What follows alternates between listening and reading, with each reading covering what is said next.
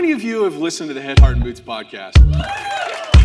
I can't tell you that reaction, how much that means to us. Welcome back to the Head, Heart, and Boots podcast. I'm Chris. And I'm Brandon. Join us as we wrestle with what it takes to transform ourselves and the businesses we lead. This new camera angle makes my arms look smaller than yours. I'm noticing that, and I really appreciate it. I thought you did that on purpose. No, I didn't, and I am not happy with it. Well, sir, thank you so much for hanging out with us, Mark. I know you're not standing around looking for new things to do with your time. Well, I sure appreciate you guys inviting me on. I've been looking forward to this conversation now for some time. I think we tried to connect a couple months ago down in Orlando, and it just didn't happen. So I've been looking forward to this. Thanks for the invite. Appreciate you guys having me. Right on, Absolutely, man. So for those of you that are watching and not just listening, Mark basically has the coolest legit background. This is not fake. If he holds up his hand, it doesn't disappear. But that's the real home office that we're staring at. Yeah, when we hung out on Zoom several weeks ago, we're like, oh my gosh, is that one of those background things? But every time you'd move your head, I was waiting for the little ghosting image thing to have in the virtual whatever. And you're like, no, I just finished this dream office. It's incredible. And what they can't see is like all the wood, all the beautiful like wood ceiling and everything else. It's pretty unbelievable. It's pretty dialed in. Yeah. I got office jealousy going on right now. Well, Mark, I want to open us up, man. People, if they've been following the industry for more than a minute, they've heard your name, they've seen the interviews on CNR, they've perhaps seen you at conferences on the stage talking. Sort of many people that are newer to the industry will know you as sort of the instigator behind Fleet Services, your previous company, Dayspring. You guys are an iconic company, leading the industry there in the Montana space. And then of course, Fleet has been, taking the industry by, just a huge and very successful PE roll up in the industry. But I think where we wanted to go with you today is just a little bit different, and maybe talk a little bit about that origin story at Dayspring. Just understand, kind of get inside your head as a leader of what that leadership journey has looked like for you. I mean, going from being an operator, scaling that business, and then jumping into the PE foray. And now, you've kind of described your current situation as a bit of a sabbatical. Which is, it's fun to talk to you in the sense of just seeing an owner. It's like I think every owner wants to get to that place where they have a little bit of a pause break, in their entrepreneurial journey. And so I think maybe we can dig into that some too, about how you've been spending that sabbatical time. But could you maybe open up and take us back to the early days? Take us back. What did the early day, and I mean early days as in, sub $5 million, because so many people listening to this are in that territory. Walk us back to that in Montana. What did that look like at Dayspring? What did you look like at Dayspring? Because, Brandon and I, we talk about this a lot in the podcast. Like, I look back at myself 10 years ago and I'm grateful, because it's a different Chris Nordyke 10 years ago. Right? What did Mark Springer look like, sound like? What were your thinking like back in the day, sub $5 million at Dayspring?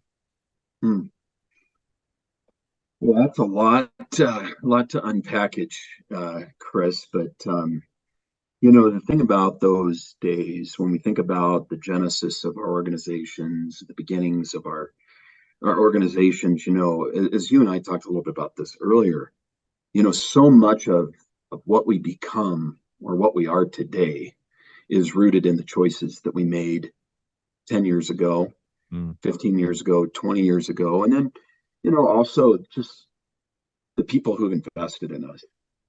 And man, I was just talking with my dad about this. Last week, I was over spending some time with him and one of my brothers. They have a different business. It's a carpet cleaning business. And we were talking about a lot of the things that we learned since my dad started Dayspring Restoration back, which was in 1989. Wow. And so in 1989, I was 11 then. So I was born in 78. So 89, I was 11. And when my dad started this business, man, what a different industry in 1989. And I remember the stuff we did. It is a miracle that the restoration industry matured at all, that we didn't all kill ourselves. I mean, some of these things we were using, I remember the disinfectants we would use. There were these stats, they called them. And man, they were so toxic that they came wrapped in bubble wrap in these tiny little bottles, you know. And were we using the PPE? I mean, first of all, we shouldn't have been using it, probably, period. But were we using PPE? No. I mean, PPE is for wimps, you know, especially when you're in Montana, right? But I mean, the sewer jobs we were on, I remember just like going into basements and just, you know, ankle high rubber boots, stuff's going over the top of your boots. And it's just, I mean, it's disgusting. I never got sick though. You know, I think the immunities that were developed and the stuff we did there in the 90s was, you know, it was pretty stupendous. But, you know, the things, I mean, my dad, you know, had a small business. He operated out of his garage. He had a little office in his basement. He did not aspire. I mean, where Dayspring grew to, with, you know, a couple hundred employees before the first step of fleet in the roll up. At that point, we were about 20 million, and I think we had 6 or 7 offices at that point. That was in 2020, and 100 and maybe 150 employees or something like that. He wouldn't have envisioned that we would have ever been there. And you know, but what we learned then in those early stages, you know, was a lot about the industry, a lot about where the industry was going, and learned a lot about work, and learned a lot about work ethic. My dad would be the first to say he's not really an entrepreneur, in the sense that most entrepreneurs who grow or scale a business are. But what he really taught me was, you know, a lot about working hard and a lot about, you know, doing what you didn't want to do, because it was the right thing to do. And, you know, those seeds that were planted, you know, in my high school years, my teen years. I mean, if you'd asked me at that point, guys, what do you want to do with your life? My answer was easy: anything but restoration. Like, I don't care what I'm doing. Just I want to, just not restoration. I mean, I was the only guy I knew in the 90s that had a cell phone, as far as like guys my age, right? And I had a cell phone so that if my dad got a water loss, because I was really his only employee at that point, you know, 15, 16, 17 years old. If he got a call on a water loss, you know, it didn't matter what was going on. If I was out skiing, if I was out playing basketball, it didn't matter what I was doing. We got a water loss. Let's get loaded and roll, you know. And so, you know, as I saw it, the business was just this huge inconvenience in my life. And, you know, this is something that, you know, I've not done anywhere near as good of a job as my dad did in trying to instill this in my kids. I've got 5 daughters, so it's tougher as a dad of daughters. My dad had mostly sons, you know. You get these daughters, you get the soft spot for them, you know, and Yeah. you kind of do what they tell you to do. But you know, doing what you don't want to do because it's the right thing to do, or doing what you don't want to do because it builds character.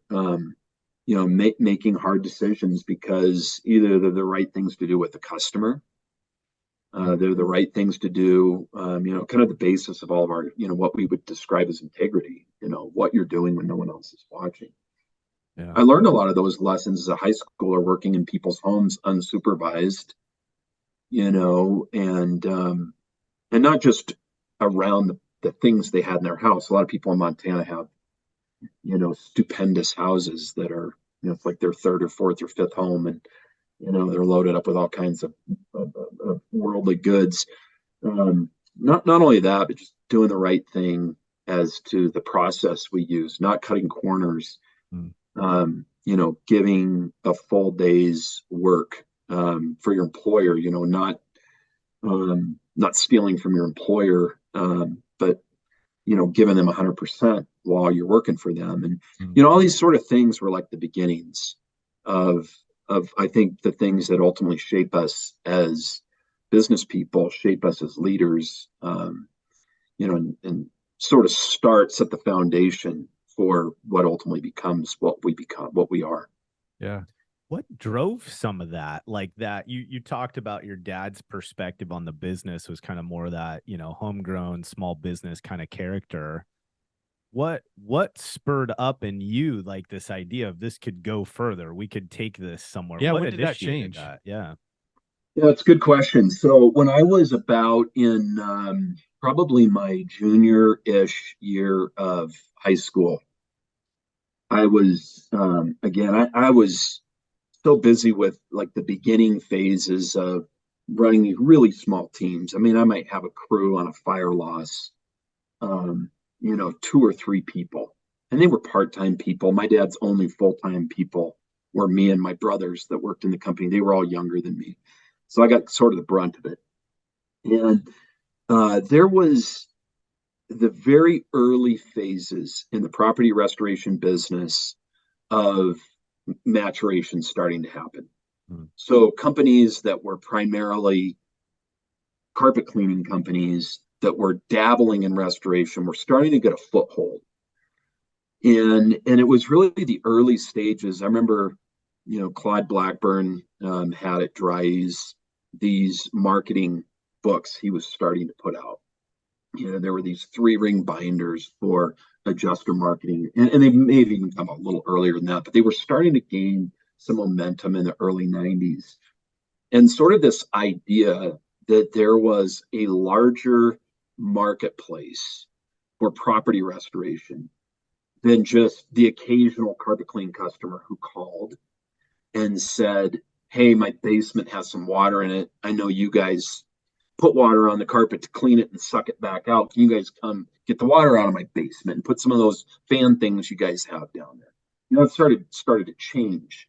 And you start to see this maturation in the property restoration industry around psychometrics and the professionalization of using instruments to record and prove what you did to get paid there in the early 90s. And so some light bulbs started to come on for me, as I remember we would do these projects that were, you go out and clean 5 carpets in a day, and it might be $100 a piece, and or even less than that, maybe. You make $500, but you start having these water damage claims, and this was a bigger deal. And the scope of it was so much more interesting to me, because instead of in and out and dealing with, cat urine stains, this was something that actually dealt with the building envelope and dealt with, these cool instruments that you could use to actually have this desired outcome you wanted to get to, drying property, that you had to do incrementally over days. And then there was the whole part of putting it back together and repairing it. And I was sort of interested in construction. Worked a few summers on, when I wasn't working for my dad, on some framing crews. So I was interested in construction as well. I saw this opportunity starting to emerge of construction that I had some interest in. And I always had this sort of interest in business and growing a company and building a company. I had a couple friends when I was in high school. We were all sort of interested in business. And my dad's company was tiny, but I started to hear about other guys that were getting a little bigger. And that was interesting to me. And I really was interested in law. In fact, I got an internship out of high school in a law firm out in Washington, D.C., worked shortly out there and realized, man, I am not cut out for 40 hours a week of sitting behind a desk. I've got to be doing something. And I'm really sort of the entrepreneurial juices started to flow. I was there where I was like, being a part of something that I can build and grow. That's what I'm interested in. That's what I want to do. And so that's sort of how that transition happened, Chris. So it was pretty natural, like that was your own wiring in the skin already, that kind of the entrepreneurial drive.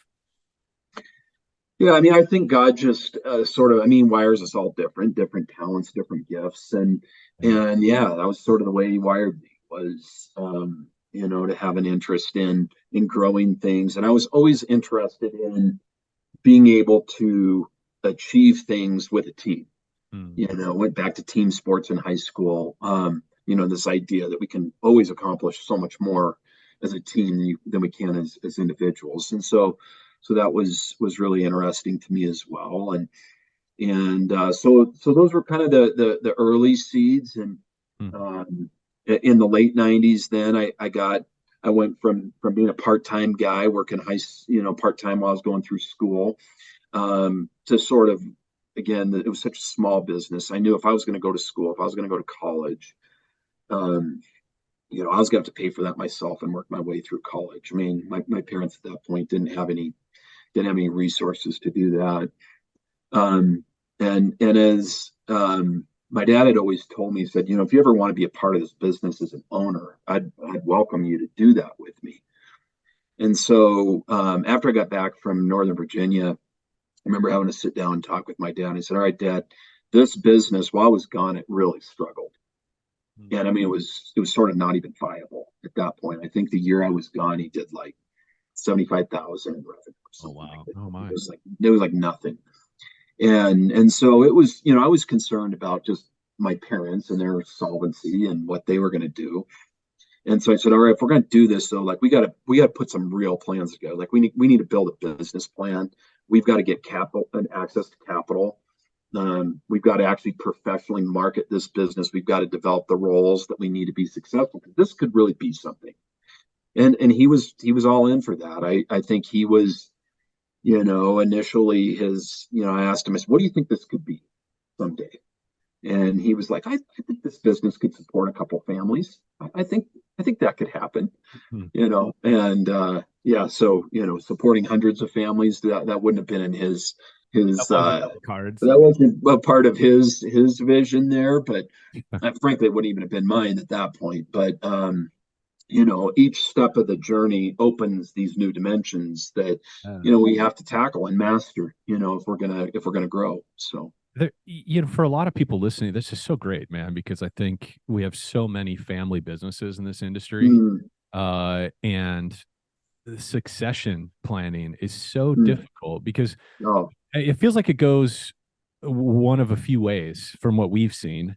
mm, Is that either the kids, they're so burnt out by what mm, restoration has been like growing up in the family, mom or dad always gone, or just there's so many different experiences people have growing up in a family business. Some of right. them are really positive. Some of them, by the time they reach, college, they're like, I want nothing to do with this. I'm going to go into tech, or I'm going to be a physical therapist, or whatever. Or the kids come up in the business, and that can create a source of strife, like the Yep. handoff, like how, Yep. mom or dad doesn't want to let go of the business, and that can be tricky. And then there's others where, it's a really natural kind of seamless transition. Kids just follow Yep. in the footsteps, they model after mom or dad, and they keep going. You and your dad had very different sort of makeup, it sounds Yep. like, just natural wiring. I'm assuming at some point there was friction between that. How did you navigate that as you guys started to make some big decisions, reinvesting money into the business or hiring and expanding? That kind of runs counter to how your dad, what was that like as you started to lean into that growth?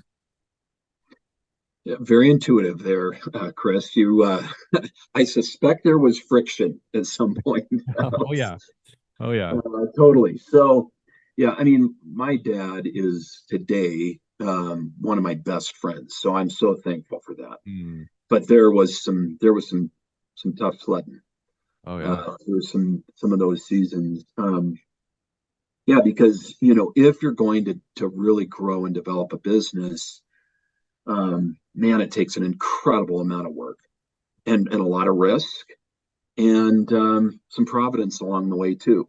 Mm. There there's, some people would call it, we got lucky at certain places. And I always say timing's everything.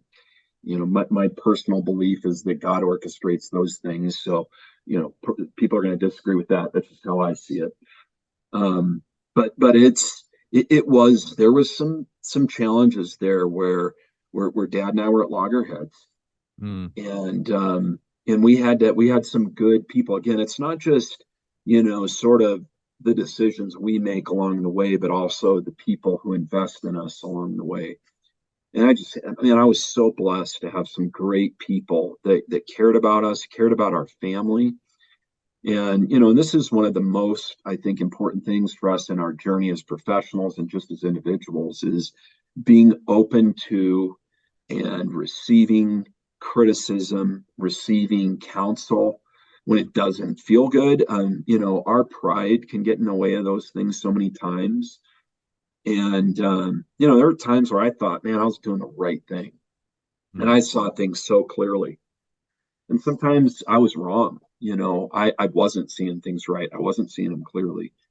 And so I'm just grateful that, along the way, I had people who, including sometimes my dad, who'd look me in the eye and say, you're off base here. You're not on the right track. And, that goes to, I think, the back to the earlier phases that are so important. There's a lot of, sometimes probably almost hubris that's required to make it in business. Yeah. There's that line between hubris and confidence, where's the right balance there? But, having people in your life who are willing to tell you the truth, super critical. Can you double click on that a little bit? Just because I know this will be so relevant to a lot of people listening. Can you talk about one of those moments of truth, maybe where you and your dad were just at loggerheads and neither one of you was willing to seemingly give ground, and you guys wrestled with something that ended up having a real formative effect on the business? Can you share a specific example and how you guys moved through that eventually? Yeah, one of the areas that was really tough for me, Chris, was the area of just roles. Because what was sort of maybe a little reverse or a little inverse from what some of the experiences you already mentioned about family businesses. In some ways, my dad worked for me. Because I came in and to his credit, he gave me a tremendous amount of latitude to just take the ball and run with it. Yeah. And so what would happen is, I was making decisions about marketing, advertising. I mean, I was very aggressive. Wow, what a gift from your dad, huh? To let you just Yeah, no, it was. So I didn't always see it that way then, right? I'm sure you didn't. I was like, you're not pulling your weight, man, because he just got out of the way a lot of times. But what was tough is that, when you're trying to grow these beds, we were growing so fast. We went from that $75,000 level I was talking about to like 3 million very quickly. Wow. And there's a lot of pain, as anyone who's had a family business and anyone who's, had a quick growth trajectory. Talk about that pain that goes with that. Yeah, talk about that. Yeah, so there's first of all, just the question of doubt as you go through it. Is this going to work? You start signing. I was talking to my kids about this. See, in some ways, some of my kids, especially my younger kids, all they see is this is the way it's always been. Yeah. They have no idea about, the phase when they were really little girls and I was the last person to get paid in the company. Sometimes, maybe not for a few times. And I had my name on personal guarantees with banks all over the place. And, we had a conviction level about what we were doing in business, that we were making the right decision, that we were doing the right thing. But, this business particularly, man, you got some peaks and you got some valleys. And in Montana, maybe worse than some others. Maybe I shouldn't say worse than some others. Anyone who's in an area where there's hurricanes and things like that would understand this. But sometimes you have hurricane years and sometimes you don't. Yeah. In Montana, some years you have freezes and some years you don't. And so, we would, have these phases where, you're asking yourself, are we doing the right thing? am I going to wake up at one day and lose it all? We had a couple, we had a, as anyone who's been on the journey of life in what we have here, knows it's not always roses, especially been doing it for 20 years or 25 years. We had one phase where, I mean, it was really tough. We lost one of my brothers when he was 16 in an accident. And then a series of other things happened. What's kind of the culmination of this house we were working with, a water damage property. And they had a water bed in this property that like shorted out at night. And we're drying the house out. And of course, all the air movers just like accelerated this short that happens in this water bed that catches on fire and does like, I think it ended up doing like $300,000-$400,000 worth of damage in this home. And our insurance company at that point was like, we don't even know if we have the right coverage for you guys as a contractor. And I'm sitting here, I'm 22 years old. I've got a 3-week-old, my oldest daughter who's 20, almost 23 now. I've got these personal guarantees and potentially a $400,000 liability. I don't got 400 grand. I mean, at that point, 400,000 might as well been 4 million. I mean, it was a whole thing. So there's these moments, I think, as you go through the growth of these businesses where, again, I think the thing that's so important is not only having the people that tell you the truth. We're sort of double clicking there, Chris, but also the people that are going to be willing to walk through those seasons with you, and get through the hard times, and I had my dad there who, even though we were at loggerheads sometimes about decisions we were making in the business or who was doing what or who wasn't doing what, I had in my wife, I had in my dad, and I had in other mentors in my life, people who did two things. One, told me the truth, and two, encouraged me when I needed encouragement. And, that's why, and there was a consultant we had, and I just would pause here for just a second. And we haven't talked about this at all before as far as consultants, but consultants are really important, especially at certain phases in a business. At that point, I had some guys actually out in your neck of the woods, Phil Rosebrook, and his dad, Phil Sr., right on, and Dave Rosebrook too, who David like just sort of come out of the industry, and like I was his first client as a consultant. Dude, the goats, man. Yeah. Dave is awesome. Like I was so nervous because Dave had never had a client, and the cost for hiring consultants seems daunting, especially with all this other risk over here, right? Yeah. And but there again, I had these people, I had these men in my life and women in my life that came alongside and said, here's how we're going to do this. This seems daunting. This is an uphill battle, but here's how we're going to break it down. And here's how we're going to get there. And here's maybe the areas where you're going to hinder this plan if you don't develop your skills in this area. Gosh, if you don't step up your game, it ain't happening. Sorry, Yeah. Brandon. I cut you off. So you're a young man at this point, though. You're what? Early 20s, yeah. Wow. So I would have been, that would have been sort of the phase of probably like 20 to 25 there where I was working with. I mean, it's amazing. I was talking to Phil about this down in Orlando. It's like, 20 years ago and I mean, that's like gazillion clients ago for them, Yeah. And yeah, like I said, being Dave, I was Dave Rosebrook's first client. And yeah, like I said, I was nervous. I was like, man, what if this guy's not a good consultant? Like, this is going to be terrible, but he was great.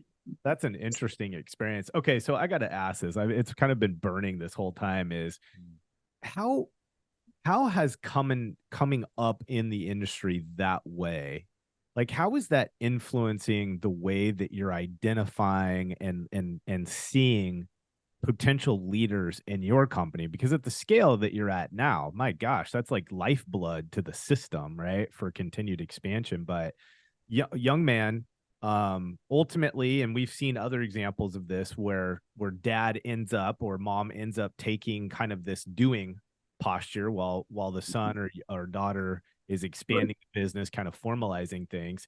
So that it's different. You've had different lessons getting coached and mentored in your young 20s. Like, how are you seeing that translate into the way that you see your people now? goes through different mentors, and business mentors was one of them. There's, having coaches. I think it's always one just good mindset, I think, for anyone to carry is that any professional should always have a mentor and always be mentoring. So, there's never a point when anyone should not have a coach in their life. And there should never be a point where you don't have someone that you're investing in and pouring what you've been given into somebody else. Why is that, Mark? Why do you believe that? Well, I think a couple things. I mean, I think number one is that if we're really ever learning, or let me back up one step. If we're ever stop learning, it's a dangerous place to be. I believe that if a man or woman ever loses vision for what their purpose is, then it's sort of the beginning of their death, right? Not their physical death, but their death in their development and in what they were called, crafted, and created for. And so that constant learning is critical. It never ends, right? It has to always be continuing. And one of the only ways we can learn is to have the humility to ask other people to teach us things. And so that's why I think it's important to always have a mentor. And also a mentor shows us our blind spots. We are, so again, because of the pride that's rooted in this humanity that we're in, we are our own, worst critics in the sense that we aren't very good assessors of our blind spots. And I always have, it's such a gift when someone will share with you where you have a blind spot, an area that needs to be improved or deficiency. So that can't happen without a mentor. Now, as to the issue of why we should always be mentoring, I believe that's how we truly crystallize the lessons that we have in life. There's this people who've been a part of our organization have probably heard me say this many, many times. So if they ever saw this, they would sort of throw up in the back of their mouths if they heard this. But there's a mantra in the medical field that is see one, do one, teach one. So you learn how to do anything when you're medical school. You see someone do it and you see them do it at a high level, right? And then you do it. Now you take what you've seen, you convert it into that muscle memory that happens when you see it, and now it translates into doing it. But if you really want it to truly penetrate this thick gray matter we have, you have to teach it to somebody else. And so that does something else. It's the final step of truly learning is when we teach something. I had a huge, back to my early 20s, one of the huge things for us in the growth of our company was we sort of, when mold started to become a thing, right? In the 90s, it wasn't a thing. I mean, how we didn't kill ourselves, I don't know. My brother, who's 4 years younger than me, is highly sensitive to mold now, probably from all the stuff we put ourselves in. Like he gets into certain mold, he'll get a terrible asthma attack. Ended up in an ER once, right? We just did stupid stuff, right? But once mold, like we sort of learned how professionally we deal with mold, and now there was this liability around it. There was lawsuits happening, all this stuff was happening. We sort of positioned ourselves as the experts in the larger Montana, Idaho, Wyoming area on that. And one of the key things for me in doing that is I went and got certified to be a CEC instructor. I know there's a lot of people that do this now, but then no one was doing it. And I remember one year, it might have been like 2002 or 2001 or somewhere in there. Like in one year, I trained like 3,500 realtors, property inspectors, all across Montana. Wow. I had this huge platform to teach the principles of mold remediation. And what that did for me, I mean, it exposed our company in a lot of places and helped it grow the company. But the real gift in that thing wasn't that we got our name out everywhere. It was that my expertise was honed by teaching it to people. Yeah. And the confidence that people develop in the skills they need to be successful, whether it's in the technical skills, the business skills, the financial acumen, whatever it is. Man, if you want to really, really sharpen those, go out and start teaching someone else. So that's sort of why I believe it's so important. Okay, so that is a great principle, right? We learn through teaching. We master our knowledge through teaching. I want to go back to something you said because I think it's potentially really powerful. Back in your early 20s, when you hired Phil and ultimately worked with Dave, you mentioned that there were people around you, presumably your wife also had some input into this, and your dad and Dave. You mentioned that there were some things they identified in you that are going to need to change in order for you to get to where you wanted to go. Mhm. For you as a young leader, what were those areas that they identified, and how did you go about um, putting on those attributes or characteristics, or how did you go about that? What they identify that had to change in you? So there, I mean, there was more than one, but one of the ones that probably sticks in my mind the most is, you know, I have a certain bent towards perfectionism, Mm, and it's one of these areas where I think, when you have, however God puts us all together, He puts everyone together with certain things that they do well, right? And there was a principle that a guy has. It's another business coach named Dan Sullivan. He calls it the unique ability. Everyone has a unique ability. That one thing that if somebody could spend the majority of their time on that, they would be really successful, hmm. right? So how do you leverage that piece, right? Oh, the downside of a unique ability is, there's the cliche that our strength can become our weakness, Mm, and that's always the case. One of my best friends, his mom always said something along the lines. I probably butchered the phrase, but she would always say, our weaknesses are always nearby our strengths. So whatever we're doing, very close by. If we have a misused, or no, maybe it was something along the lines of a weakness is just a strength being misused. That's what it was. I knew I'd butcher it. mm, And so I had this with this level of seeing very clearly how certain things needed to happen in our company. I could also have, and I mean, to this day, I still am always doing this work to sort of root away at this, right? mm, And to still, I don't think it ever ends, right? I can be a biting critic, uh, and I can have an expectation that others carry that same level of perfection that I have, right?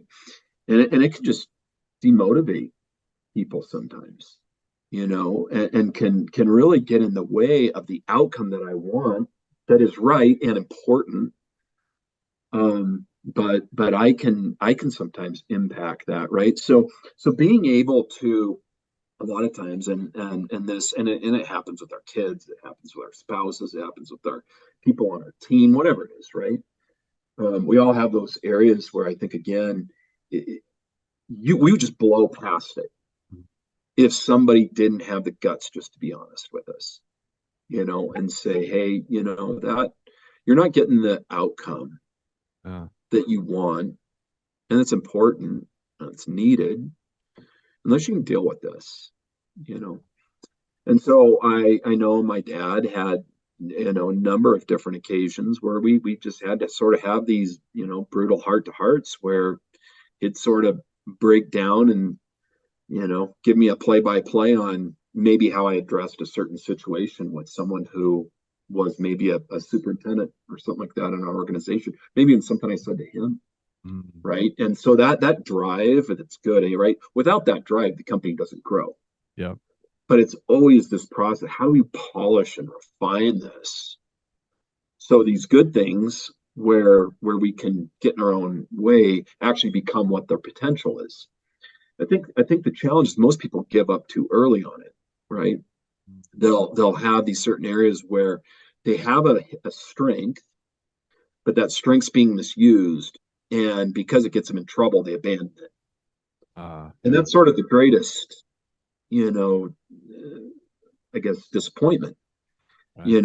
and misused opportunity there, because, in that regard, it's something that could have been probably pretty great or pretty impressive, but without, again, those people there who are willing to be honest and invest back in the individual, it just doesn't happen.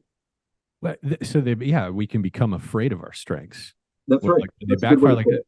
So I'm curious though, how I'm here fast forward, 20, I mean, just a spectacular career in a lot of ways, punctuated by these crazy struggles and learning moments and all that kind of stuff. But you mentioned it still is something that you continue after. How do you, because that perfectionism thing, like we work with a lot of really high driver, Mhm. very ambitious owners that have super high expectations of themselves, Yep. and they struggle with this too. Like, what level of expectation is appropriate for my people? How do you wrestle with, how do you, we talked before we got on the call, maybe we'll have time to get into it, just thinking as a leader, like how do you think about that now in terms of the expectations you're putting on others, and how do you negotiate that? Does that still come to a head from time to time? Yep. So I'll talk about this. So at my worst, I would have expectations that weren't being met, and I would either get angry or quiet. That would be my response, right? Mm, You either, as an owner, you've been push, and then finally it blows, yeah. right? Or probably the other place that is equally as damaging is just turn off, right? And it's sort of the silent treatment trick, right? And so the process of growing and maturing as a leader and as a human being, I think, in this, at least this is what it's been for me. And I recognize it's different for a lot of different people. Yeah. But it's really the process of learning how to engage in this, to prioritize the relationships that we have in these, and do the hard work. Because really what I identified, Chris, is that most of the times that my expectations were not being met were my fault. It was because I had not properly set the expectation, communicated the expectation, or have the measurements in place to measure the outcome that we needed. So if that frustration boils out, really the root frustrations with myself. It's really, at the end of the day, the reason that I have the deepest disappointment there, and maybe that anger that's there, is because I know ultimately it's my failure, which ultimately, again, thanks to some of the people that I've had in my life, I was able to sort of embark on this journey about leadership, and really to understand, what does it mean to really be the leader that I need to be in our organization, number one. And number two is, how do we cultivate and create an atmosphere where leaders can be developed in this organization? Hmm. And primarily those things are around communication, primarily around expectations that are properly set, and then using the right moments and the right coaching to be able to not only get the results we need with the people that are on our team, but also for us to grow as people, and getting to the place that it's not either an explosion Yeah. or the silent treatment action. Now, sometimes I find, I mean, my issue is I very rarely lose my cool. I do sometimes, right? But for me, it's probably more of the kind of go inside. I just get quiet. Yeah. But that's sort of almost worse, I think, in some ways, because as leaders, people watch every grimace. They watch our facial expressions. They watch not only what we say, but what we don't say. And we miss the opportunity to truly lead, as professionals, I think, when that's our response to the situation. Yeah, it's interesting that you said that. I think we said earlier, where Chris and I are reading a book called Leadership and Self-Deception. I don't know if we talked. Yeah. No, I don't remember. You might have, but I don't remember. It's really interesting, Mark, because at the very beginning, they're kind of setting the stage, right, for this idea of how often we're kind of confused. Like, our look at reality is not factual, and then we're operating out of that misinterpretation of what we're experiencing or seeing. But one of the things he talks about is how often people are picking up the way we feel about them versus how we're acting or what we're saying. And it's interesting to me because I can really relate to what you're saying. Like your two responses are you either get into it aggressively because you're angry, or you back out and you shut down. This is my Distance. this is me 101, right? And one of the things that I realized, again, just kind of a reawakening to it when I'm reading this book, is this idea of I often feel a certain way about someone in the moment. Normally it's because it's a perverted view of them, right? I'm not seeing them as a fellow human. I'm not seeing them as smart as me or as capable of me. I've got all these judgments, all these things.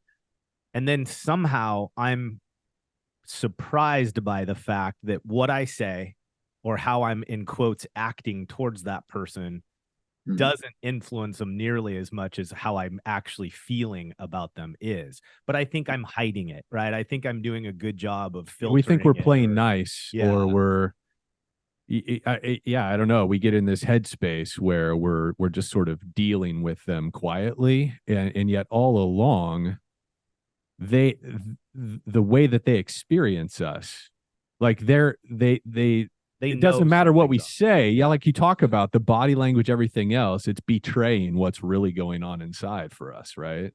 It's not authentic. And I think that you're totally right. And I think what Brandon's hitting on here is that, if we are disingenuous at that level, people are smart, Yeah. and they pick up on that really, really quickly. Mm-hmm. So it's a really this whole thing, growing as a leader who has authenticity. And most of our true ability to lead comes out of serving, not out of power tripping. But that's hard, right? I mean, that takes a lot of growth and maturity to be able to get to that point, because that's, most people. I was in Australia here last month, and everyone knows, Montana now because of this TV show. It's like Yellowstone. the Yellowstone phenomenon, right? Yeah. And so they ask me about all the time, and I haven't watched it. I've seen like a couple episodes, but it's sort of actually, in reality, people want that. They see that, and they sort of see this guy that's this strong guy that wills his way, to the outcomes that he wants. Sort of intimidates people. I mean, there's, if you think about probably the two of the most renowned television series in the last 20 years would probably be The Sopranos and Yellowstone, right? So I think we're really drawn to this, this sort of leadership, but it's just incredibly ineffective. Yeah. In not only getting the results that you want, but also just the legacy of the leader. What really sticks after you're gone. That's what I think a lot about, in this for context. you, Mark, like, you're thinking about that. What do you want that legacy to look like for you personally? So there's probably different capacities, that's important. You guys mentioned a little bit about RIA. RIA is something that I think is really important for the restoration industry. There's a period where RIA was barely viable. I mean, now everyone wants to be a part of what's going on because it's in a good place. I was pointing out to some people on the board recently that it wasn't all that long ago that RIA was sort of didn't really know what it wanted to be when it grows up. And that's a whole separate conversation. But I see RIA as really important because this industry needs a voice. And I can't be that voice. You guys can't be that voice. Phil Rosebrook can't be that voice. Jeff Moore can't be that voice. All these different people are not the voice. It's how do restorers speak for themselves? Yeah. And so I think there's a lot of things that I learned in a small restoration company in Montana that ultimately translated into the movement that has become with RIA. And it was all rooted in a lot of really what's right for the ecosystem, the restoration ecosystem, and that's fundamentally, I think, for RIA and for Dayspring and for the things that I've been involved in. I mean, if there were a thing that I would want to be remembered for, it would be that that I did the right thing regardless of the consequences. And there's been a bunch of different phases along the way where it was hard to do the right thing.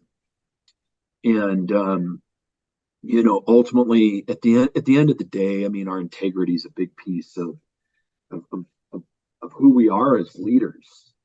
And it's not always popular. It's definitely not easy. That's again probably a whole separate conversation, but I think that would be probably the biggest area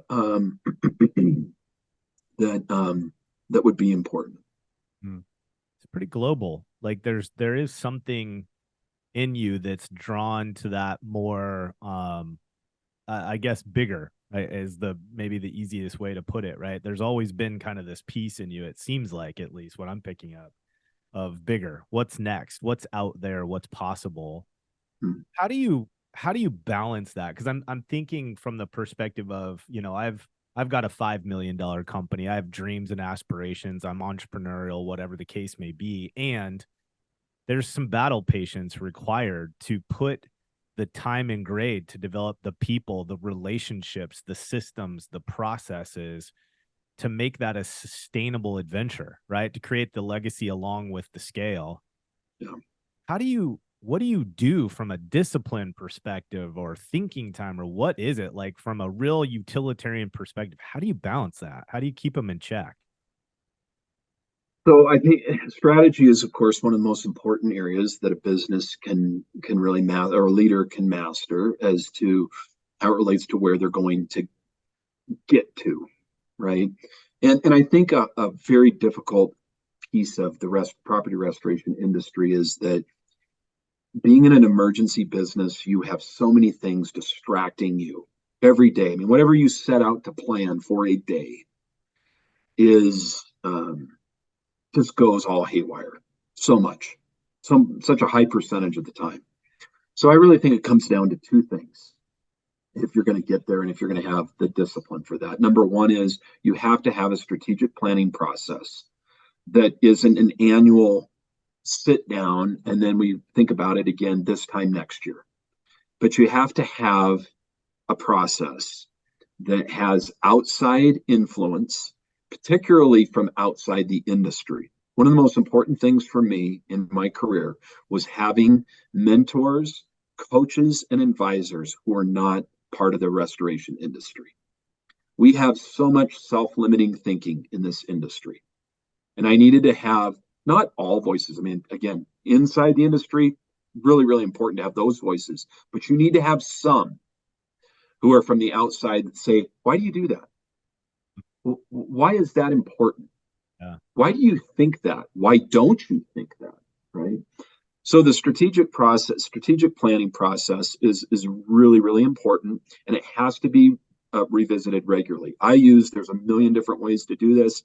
I use the strategic planning process in scaling up, which is the Burn Harnish methodology. Doesn't matter if you do that. Doesn't matter if you do traction. Doesn't matter if you just use a spreadsheet. Whatever you do, pick one and use it and measure it at least quarterly. One of the things that was always one of the most important things for me was having our leadership team reassemble every single quarter from all over Montana or whatever our area was, and to hold each other accountable to the progress that we made in the process of strategic planning. We wanted to know every single quarter that we moved the needle on the big goals that we had. Some of the goals seemed crazy. 20 million in Montana seemed crazy 10 years ago. 10 years ago, there weren't that many businesses that were doing 20 million. Yeah. Certainly not in a state of less than 1 million people. It was having that. And so step one, I think it's critical, is have a strategic planning process. Step two is you've got to have discipline every single day to do three things. One is start your day with a list.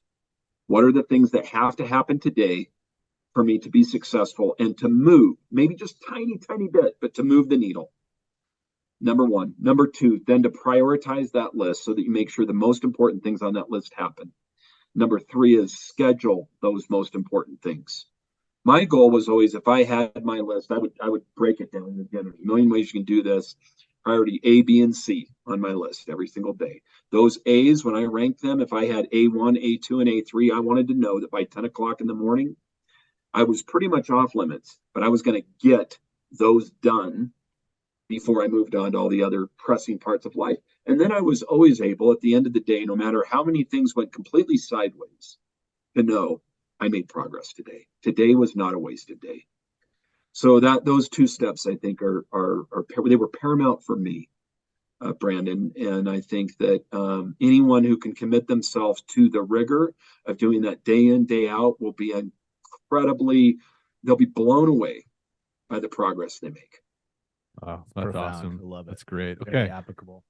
As we kind of land the plane here, I mean, this has been so great, man. I mean, you've been really open with us about some of this internal process for you and what matters and all those things. Talk to us a little bit about marriage and being a parent, because I think particularly in this industry, it's not the only industry that's like this, but there's a unique level of unpredictability and chaos that can really kind of take over our lives in this business, right? And there's obviously kind of a trail of tears because of that, of broken marriages and substance abuse and just all the things that I think we struggle with running companies in this industry.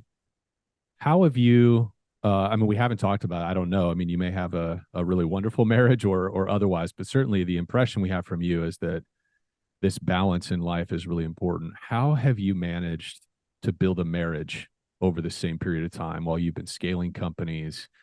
How have you found a way to build time into your day and your focus to be a dad? Like, what does that look like for you? And has it been a struggle in the past? Like what's your story been as far as those things go? So my wife and I got married when we were young. I was 20, she was 21. So we are, this year is our 25th anniversary. Wow. She was the only, thank you. She was the only girl that I ever dated. I met her when I was 12. And so we've been together much longer than even the 25 years we've been married. When I was, pretty young, and I live in Montana. So in Montana, like country music's the big thing, right? But I remember something that always was, and you guys are going to laugh at this, but like Garth Brooks was big in Montana. I remember one time someone asked him something about this, and he said a comment that I always stuck with me. Happiness isn't getting what you want, it's wanting what you got in the context of marriage. Wow. And so, yeah, you wouldn't think of Garth Brooks as a philosopher or anything like that. Hesitate to even mention the name there. But the point is, and I think what's relevant with marriage is that, especially now, in the society that we live in, I mean, it's such a sensual society. I think that as men, we can compare for our wives, we can compare our wives' weaknesses with the strengths of others that we know. And that's very unfair to our spouses. And so, for me, my wife is an incredible woman, and we've been blessed with 5 daughters, as I mentioned earlier. But marriage is incredibly difficult while you're growing and scaling a business. My wife was so gracious to me through that period. So choosing the person you marry, of course, is really, really important. And so was so blessed to be married to an amazing woman. But there again, that area of humility, I think, is so paramount. Our pride can find its way into our marriages. We think we do everything right. You get these blind spots. We kind of like, I'm doing everything great here. What's your problem? And it's not. It's just not the case. And so, we've had lots of times along our marriage where we've had to just be able to be really honest with each other, and I've had to, being willing and able to say you're sorry when you need to say you're sorry, and change your ways. You need to change your ways. Back to that area of being critical. Yeah. That same perfectionism blades over into the marriage. I was going to ask you about that. How did you navigate that? How have you learned to manage that? I think we always learn. I at least for me, for Mark Springer, I have learned so much more in the very challenging seasons of my life than I've ever learned in great successes. Hmm. And so in points of our marriage where I was just too focused on the business, we have this way we rationalize it. I'm doing it for our family. I'm doing it for you, and that's not really true. Like, we really are honest. We're really doing it for me, for it might be, yeah, for you too, but really, really being willing to just, acknowledge where our hearts are in all these things, and really again be authentic in these things, and really want and value what that person needs and the promises we made. I mean, you think about these promises are just not kept in our society now, but really, like, I made these promises to you when we got married, and I'm going to keep them. Hmm. Really being committed to that. Those were things that were important there. As far as daughters go, I got so much estrogen in this house. I got 2 female dogs on top of 5 daughters and 1 granddaughter. That's where I am in life, right?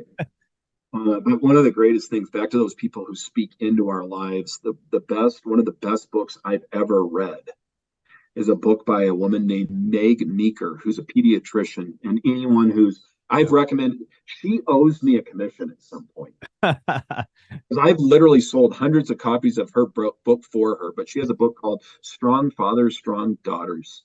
Yeah, I follow her on Facebook.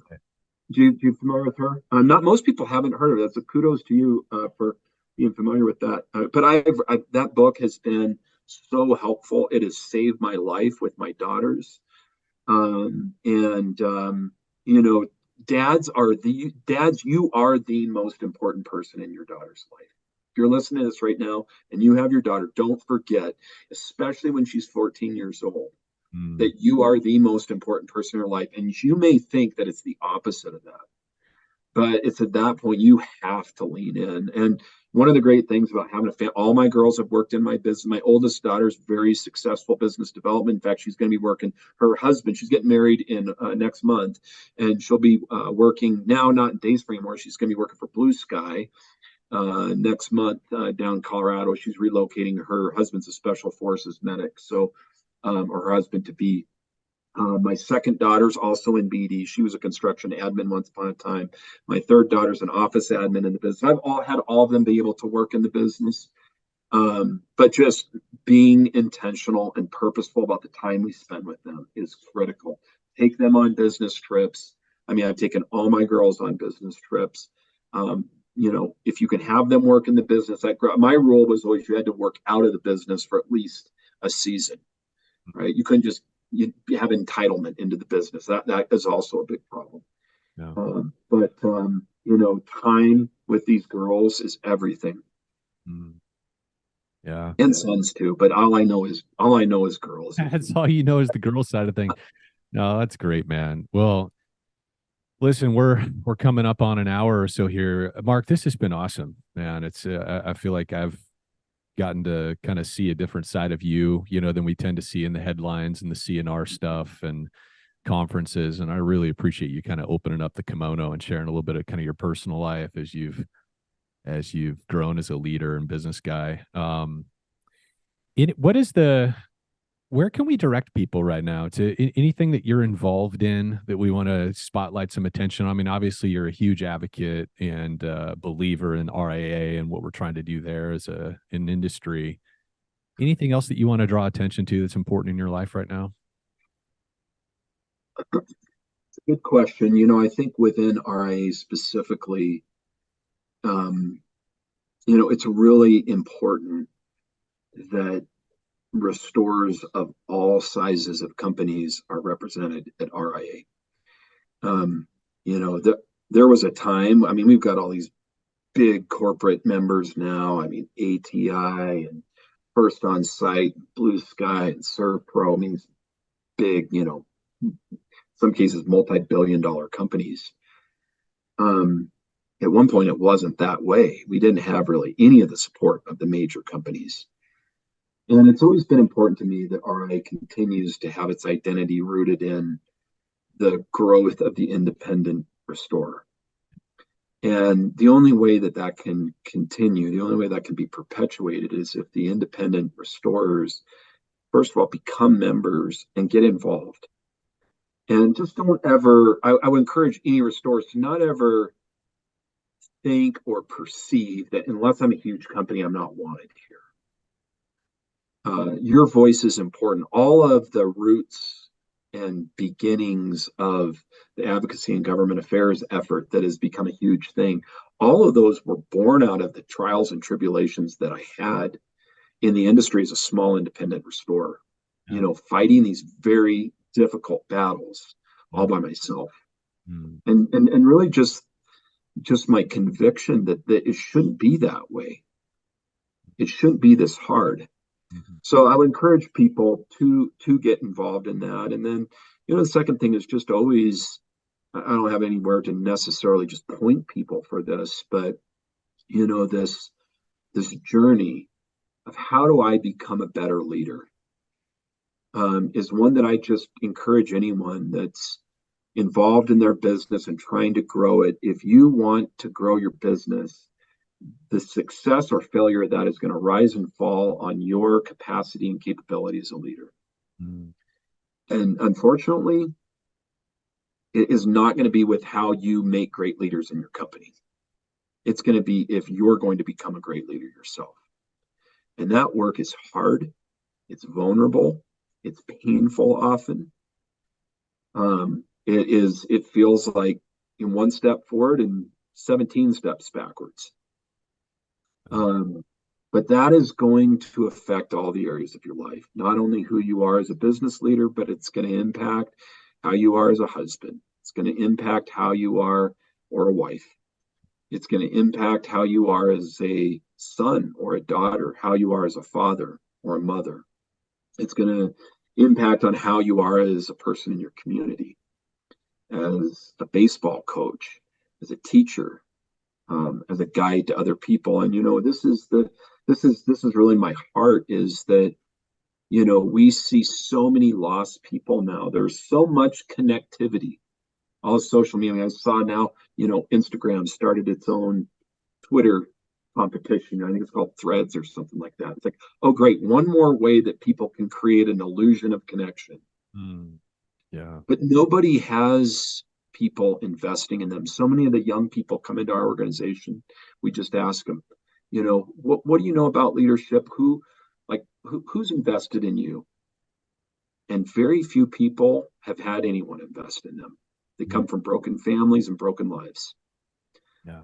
And so this is the opportunity that we have as men and women and professionals in this industry, and something that a lot of people may turn their nose up at. What we do isn't glamorous or sexy. But man, we have an incredible opportunity to impact lives.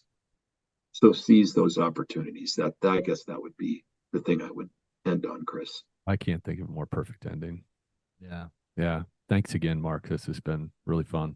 Great conversation. Well, thank you guys. I appreciate you guys giving the space to have this conversation. Right on. Okay. Guys, for those of you that hung out for this particular episode, I think there was plenty to send you back to dig into, to rethink through and reprocess. Thanks, Mark. You're a terribly humble leader for the skills. No, I'm not always that way. Let me grab my wife. Let me have her. Well, you mentioned earlier it requires a little bit of hubris. We don't know what that dose is, but there is some of that required. For certain. No, I trust me. That side of me can emerge without a whole lot of provocation, so be careful. Fair enough. It's good to know you're not superhuman. Yeah. It's good. Very good, man. Thanks All right. again. Thanks for joining us, gang.